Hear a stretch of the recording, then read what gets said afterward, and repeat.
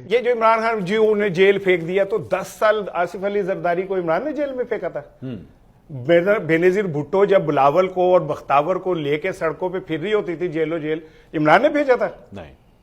क्या बीबी के ऊपर मुकदमा इमरान ने बनाए थे? नहीं। क्या बीबी जब यहां पे आके और नवाज साहब के वालिद साहब को गिरफ्तार करने एफआईए की टीम इस्लामाबाद से आई थी, इमरान ने भेजी थी? नहीं, बिल्कुल। क्या बीबी की गंदी तस्वीरें इमरान ने फेंकी थी? नहीं।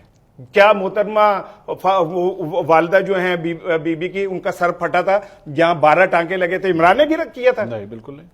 इमरान बड़ा पैड़ा है ते ओदे तो पहला की सही। और ये जो तुम डेमोक्रेसी चार्टर्ड ऑफ डेमोक्रेसी के बाद ही तो नवाज साहब काला कोट पहन के पीपल्स पार्टी के प्राइम मिनिस्टर के खिलाफ पेश हुए मेमो गेट के अंदर आप एक बंदे को जो वो पैड़ा है, बाकी सारे बड़े चंगे ने। दसो जी, ठीक है ना? क्या नहीं साहब की बारी? और क्या आसिफ अली जरदारी ने ये नहीं कहा ये कौन से चार्टर्ड डेमोक्रेसी, ये कोई हदीस है जिसे मैं मान लूं?